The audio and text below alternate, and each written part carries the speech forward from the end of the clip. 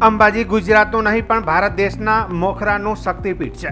અંબાજીમાં હજારો પર્યટકો યાત્રિકો આવતા હોય છે। તેમની સુરક્ષાને લઈને પોલીસ દ્વારા સઘન સુરક્ષા કરવામાં આવી રહી છે।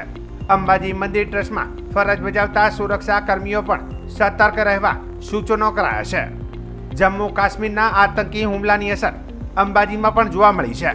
આ હુમલાના પગલે અંબાજી મંદિરમાં હાઈ એલર્ટ કરવામાં આવ્યું છે।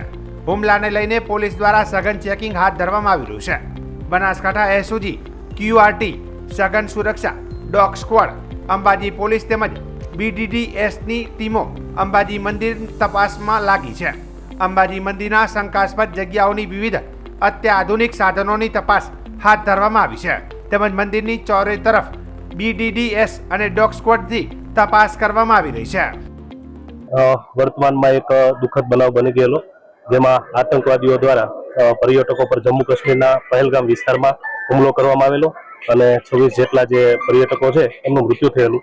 આ બનાવ ખરેખર ખૂબ જ દુઃખદ હતો, જેનું કોગ્નિઝન્સ લઈ અને માનનીય ગૃહમંત્રી સાહેબ શ્રીના માર્ગદર્શન મુજબ અમારા DGP સાહેબ તથા IG સર અને માનનીય અમારા SP સર એમની સૂચના અને માર્ગદર્શન મુજબ આજ રોજ એસઓજી, લોકલ અંબાજી પોલીસ તેમજ ડોગ સ્ક્વોડ અને BDDS દ્વારા અંબાજી જે એક આપણું પવિત્ર સ્થાનક છે, આપ સૌ જાણો જ છો કે વિશ્વ વિખ્યાત આ મંદિર છે, જે અહીંયા વારંવાર વધારેમાં વધારે પર્યટકો આવતા હોય છે। તો એમની સાથે આવો કોઈ અનિચ્છનીય બનાવ ન બને એની આગમચેતી અને તકેદારીના ભાગરૂપે આજ રોજ અમે સઘન ચેકિંગ છે એ અહીંયા કરવામાં આવેલું છે અમારા દ્વારા, અને આ ચેકિંગ છે એ વારંવાર સમયાંતરે અમારા દ્વારા કરવામાં આવશે। તેમજ આ જે બનાવ હાલમાં બન્યો છે એવો કોઈ પણ બનાવ ન બને એની પૂરી તકેદારી રાખવાના અમારા તરફથી સંપૂર્ણ પ્રયત્ન છે ગુજરાત પોલીસ તરફથી એ કરવામાં આવશે, જે બાબતે આજ રોજ અમે આ ચેકિંગ કરેલું છે।